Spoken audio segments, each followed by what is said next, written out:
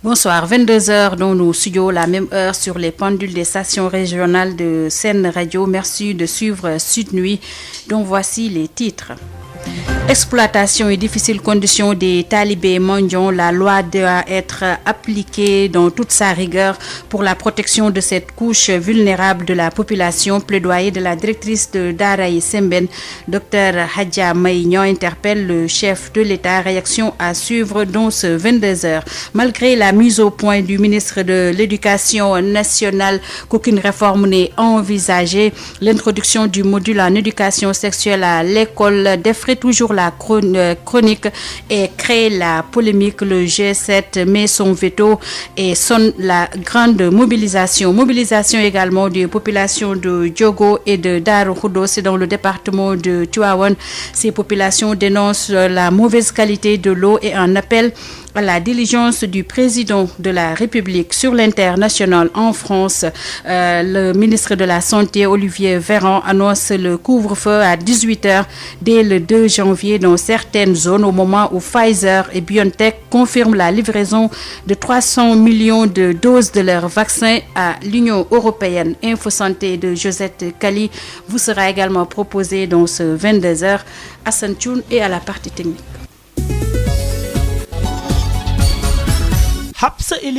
Bonsoir et bienvenue à Sud Nuit. La directrice de Daraï Semben, installée à Thiès, fait à nouveau l'avocate des enfants vulnérables, notamment l'exploitation et les dures conditions des talibés mendiants au Sénégal.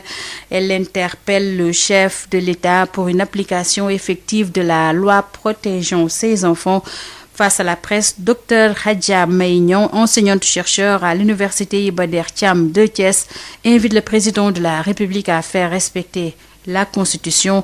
Les propos de Hadja Maïnian ont été recueillis par Babacar Ndao. L'Assemblée nationale du Sénégal a voté la loi numéro 2005-6 du 10 mai 2005 relative à la lutte contre la traite des personnes et pratiques assimilées et à la protection des victimes, dont la section 2 porte sur de l'exploitation de la mendicité d'autrui. Monsieur le Président de la République, son Excellence Macky Sall, les enfants mendiants du Sénégal vous prient de prendre vos responsabilités à la fois parentale et étatique pour faire face au traitement bas, inhumain, honteux, irresponsable et lâche que des parents de connivence avec des vendeurs de foie infligent aux enfants sénégalais depuis plus d'une cinquantaine d'années. En cette période de pandémie de Covid-19, des milliers d'enfants mendiants arpentent les rues, pieds nus sous le regard indifférent de l'État sénégalais. Monsieur le Président de la République, devant une image aussi pitoyable du peuple sénégalais véhiculée à travers des carnets de voyage, des caméras, des photos de cartes postales, comment pourrait-on croire au yakar espoir d'un plan Sénégal émergent? Monsieur le Président de la République, prière de faire avec rigueur un pas Sénégal émergent pour l'arrêt définitif de la mendicité des enfants au Sénégal. Monsieur le Président de la République, à titre de proposition, de solution et de perspective de grâce, amener les enfants talibés vivants entassés dans des daras informels ou fictifs auprès de leurs parents.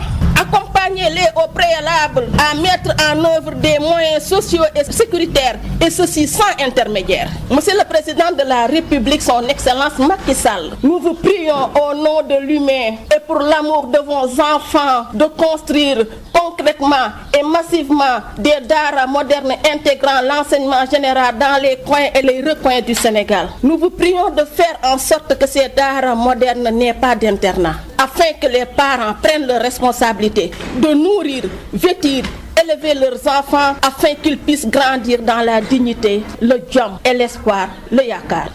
C'était la directrice de Daraï Semben, Dr Hadja Maïnian. Elle plaidait donc pour que cesse l'exploitation et les dures conditions des talibés mendiants au Sénégal et interpelle le chef de l'État. Débat sur l'introduction de l'éducation sexuelle dans le curricula à Rufisque.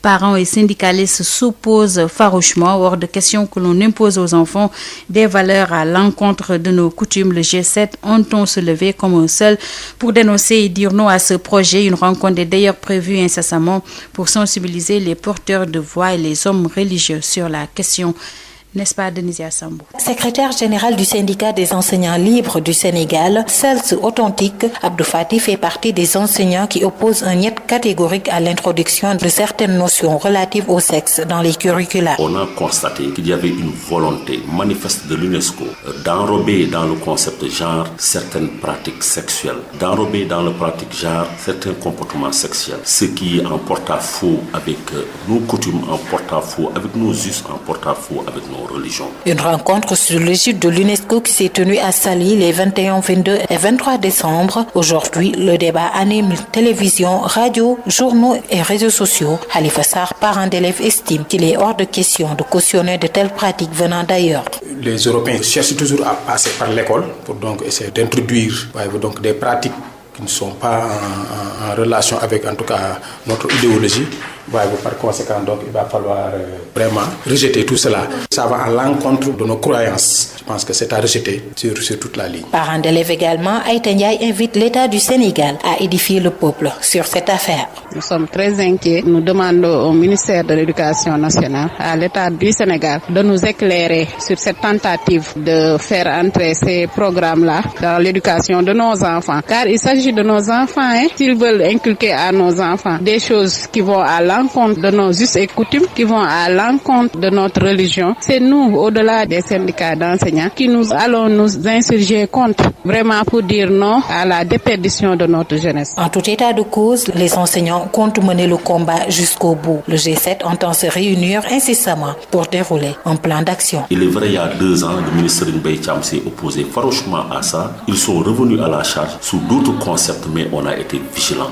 C'est pourquoi aucune organisation syndicale ne l'a validé et on s'est dit qu'on va les dénoncer publiquement. Et effectivement, le G7 va se réunir, je pense, demain pour pouvoir dégager une feuille de route pour sensibiliser le monde religieux, sensibiliser les porteurs de voix, sensibiliser le peuple sénégalais parce que la famille est en danger au Sénégal. Rufisque, Denisia Sambou pour Sud FM.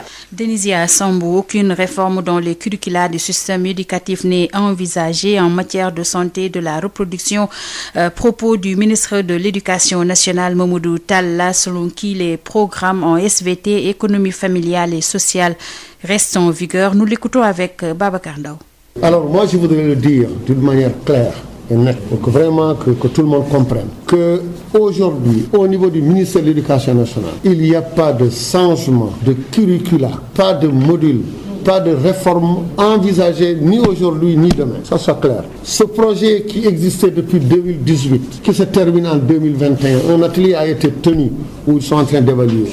Nous on s'en tient à ce qu'on fait au niveau de SVT, au niveau de l'économie familiale et sociale, au niveau de la DSMS, qui est aussi une division qui s'occupe du contrôle médical. Voilà cet accompagnement qu'on est en train de faire dans la santé de la reproduction. Le Sénégal a ses réalités, nous avons nos croyances religieuses, culturelles, cultuelles, on s'en tient à ce qui existe, notre système est bon, il n'a pas besoin donc d'aller dans ces directions. D'ailleurs, il n'a jamais été envisagé d'aller dans ces directions. Tous ceux qui étaient là-bas le savent, et on ne réforme pas comme ça des curricula. C'est peut-être ceux qui sont loin de l'école qui pensent à ça, mais il n'est pas du tout envisagé de revoir nos programmes. Il n'y a rien de nouveau, pas de module nouveau, pas de formation nouvelle, pas de révision de programme. On s'en tient à ce qu'on a toujours fait, qui nous a donné de bons résultats depuis plus de 10 ans en sciences de la terre et en économie familiale et sociale, accompagné par la DSMS qui donne des cours aux enseignants et aux élèves dans tout ce qui concerne la santé de la reproduction, tel que ça a été fait au moment même où nous on était élèves. Donc il n'y a pas à changer, il n'y a rien qui change. Je ne sais pas pourquoi ils veulent aller dans toutes ces directions. Ce n'est pas en tout cas l'orientation qui est donnée. Ce n'est pas dans nos projets, ni aujourd'hui, ni demain. Il n'y a aucune modification dans la santé de la reproduction. Ce qui existait avant, c'est ça qui existe. C'était le ministre de l'Éducation nationale, Mamadou Talla, qui clôt donc le débat sur l'introduction d'un module en éducation sexuelle à l'école sénégalaise. Sud FM. Les cordonniers de la Médina dans le désarroi, ils n'ont pas reçu ni vu de financement promu par les autorités dans la perspective de soutenir les impactés de la Covid-19. Les détails, c'est avec l'un de ces cordonniers de la Médina. Il se nomme Oumar Fam. Il est avec Aïstou Gueiba. Des milliers d'artisans sont fatigués actuellement. On veut que l'État donne des efforts, des éclaircissements sur les financements qu'ils ont promis aux artisans.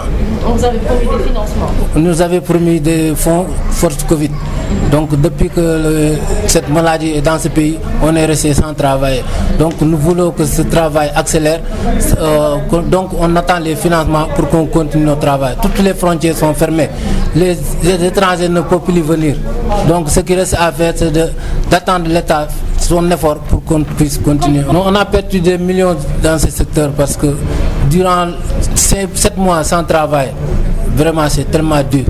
On souffre tellement que l'État doit nous satisfaire pour qu'on sorte dans cette crise. Vous voulez que l'État vous aide dans la limitation côté importation Côté importation surtout. On veut que l'importation soit limitée parce que l'État doit avoir les moyens de les limiter. Nous, on travaille des chaussures. Donc d'importer des chaussures pour encombrer le marché ne se plaît pas. Il faut que l'État... Vous voulez vendre vos chaussures locales? Non, on veut vendre nos chaussures locales. Pour pousser les Sénégalais de consommer local, il faut arrêter l'imitation des chaussures importées. Toute personne malade n'est jamais prise en charge médicale. Nous profitons de cette occasion pour demander une audience solennelle auprès de son Excellence, le Président de la République, pour mieux exposer les maux dont souffre ce métier. Un métier si noble, cunisé, si cher. Si le nouveau ministre voulait rester à la mémoire des artisans, il n'a qu'à satisfaire toutes nos doléances. C'était Omar Fam, le porte-parole des cordonniers de la Médina. L'honorable député Léopold Yankoba Koli déchire le projet de reconstruction de l'aéroport de Ziguinchor sur le site actuel qui fait face à un problème d'espace. L'honorable estime que l'aéroport pourrait être un danger pour les populations.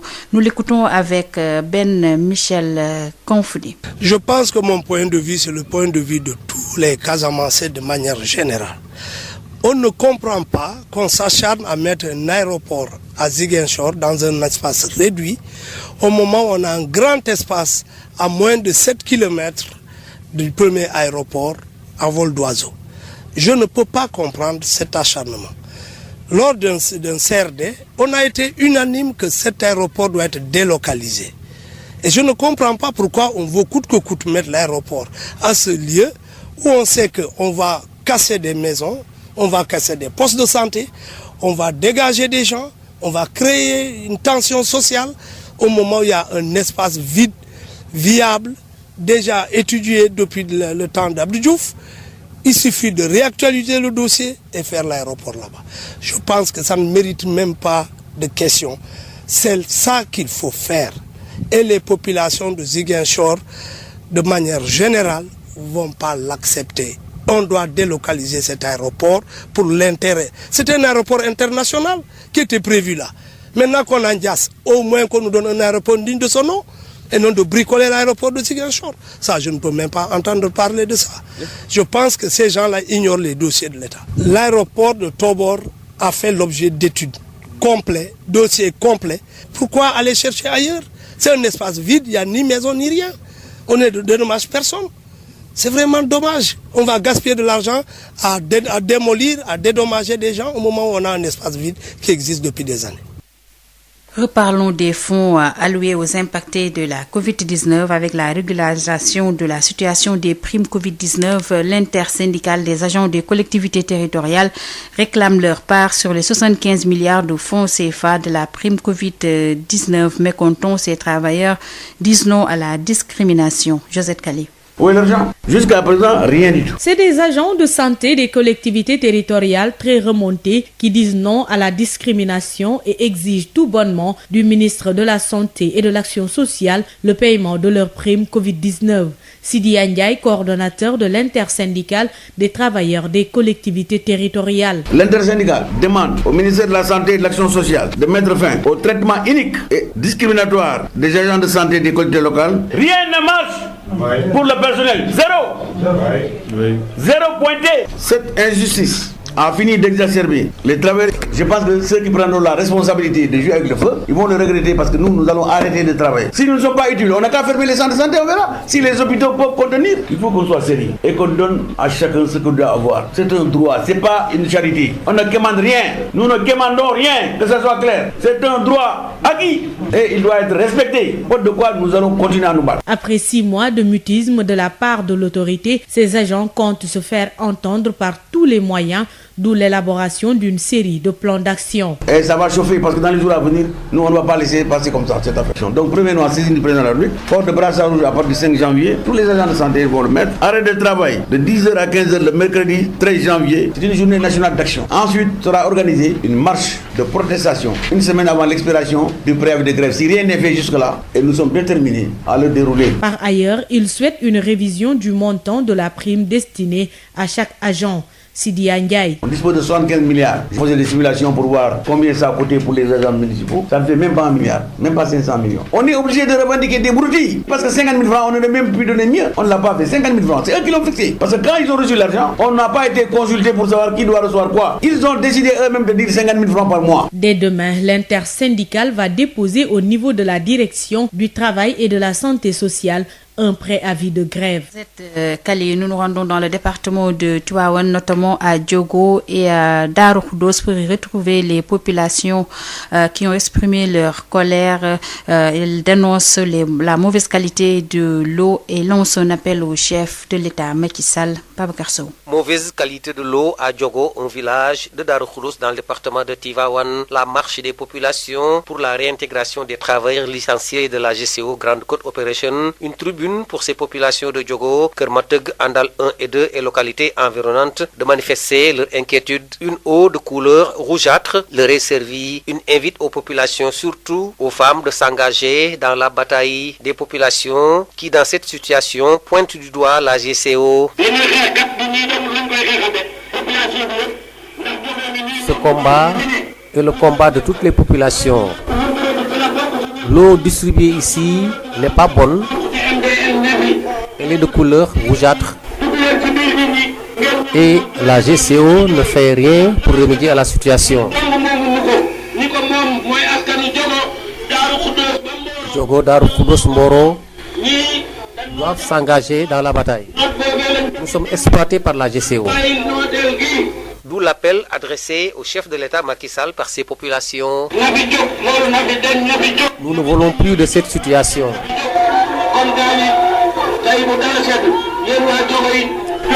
Vous, population de Diogo et de Moteg, nous allons faire une déclaration non sans nous adresser au président de la République, Macky Sall. Tivaouane, Babacar Sow depuis Keur Moteg pour Sud FM.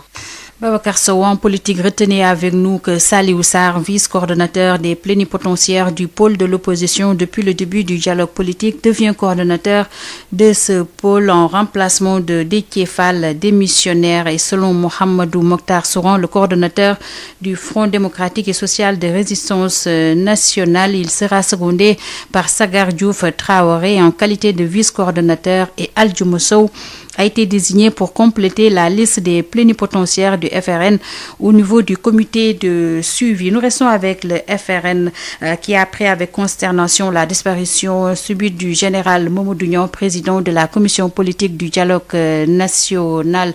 En ces moments douloureux, le FRN présente ses condoléances attristées et rappelle que le général Niang était une forte personnalité du paysage public national, d'une intégrité morale irréprochable, et l'homme se distinguait selon le FRN par sa force de caractère, son indépendance d'esprit et par une affabilité légendaire. Justement, le défunt président de la commission du dialogue national, le général Niang, repose désormais au cimetière de Yoff. Ismaïla Marcel Kouli. Les témoignages étaient unanimes lors de la levée du corps du général Mamadou Niang. Nombreux sont ceux qui ont apporté leur témoignage. Un homme sincère, digne, rassembleur, un homme du consensus, dira Mamadou Ibra Kane. Bon, ce que je retiens du général, tout le monde l'a dit, c'était l'homme du consensus politique, président de l'ONEL, ministre de l'Intérieur, président de la commission politique aussi du dialogue national.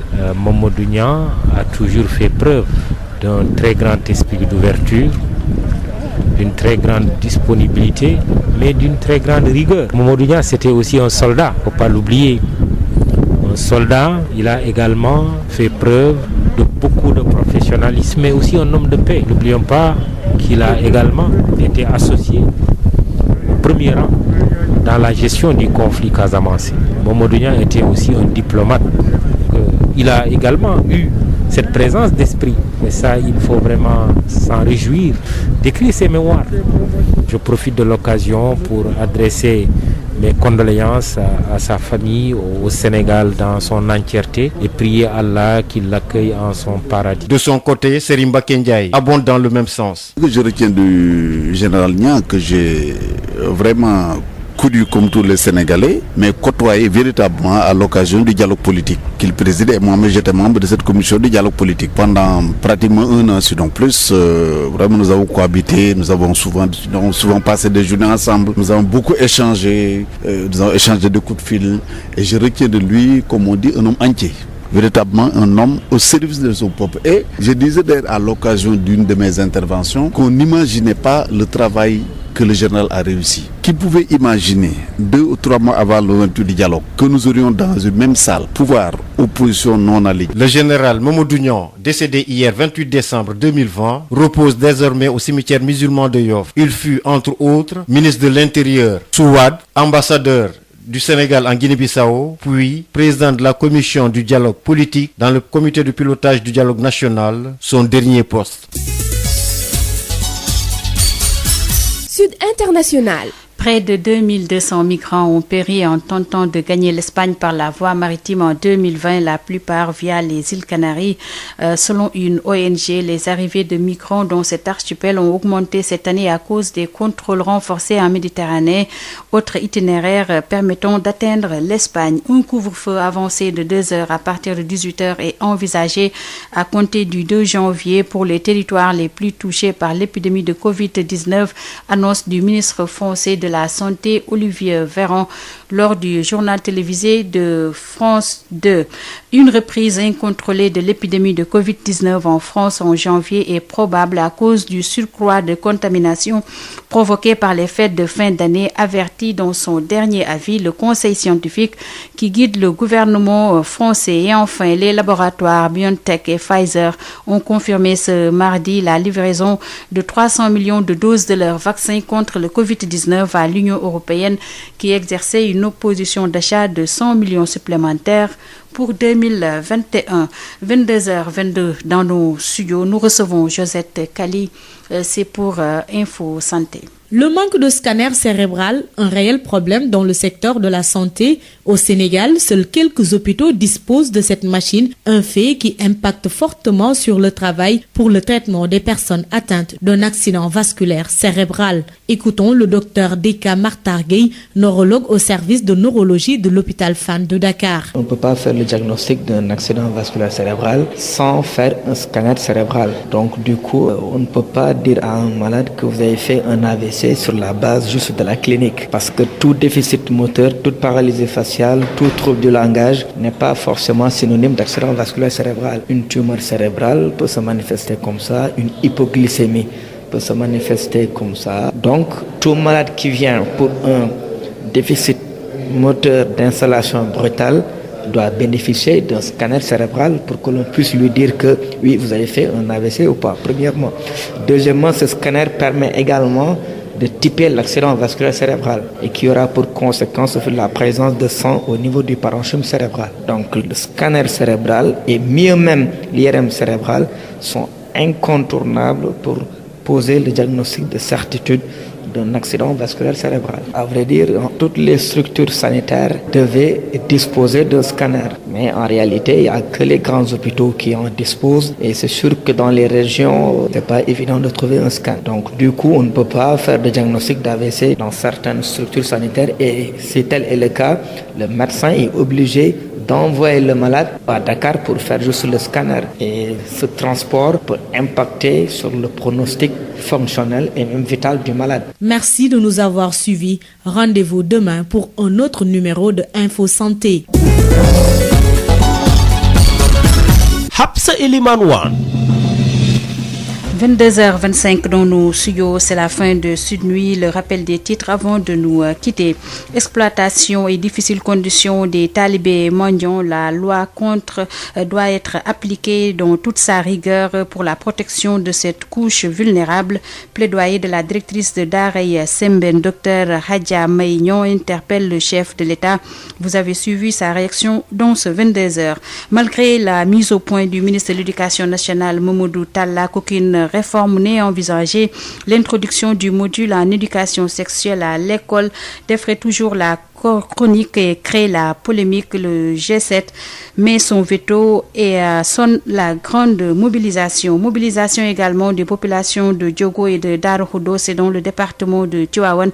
Ces populations dénoncent la mauvaise qualité de l'eau et en appellent à la diligence du président de la République. Sur l'international en France, le ministre de la Santé, Olivier Véran, annonce donc un couvre-feu envisagé à 18h dès le 2 janvier, au moment où Pfizer et BioNTech confirment la livraison de 300 millions de doses de leur vaccin à l'Union européenne. Info Santé à l'instant de Josette Kali également vous a été proposé dans ce 22h. Merci à Hassan Thioune qui a assuré les opérations techniques. Merci également à vous, chères auditrices et auditeurs de Sen Radio. Vous avez droit donc à la rediffusion de Rétro Sport, mais auparavant, retrouvez l'équipe de Sud Éducation. Très bonne nuit.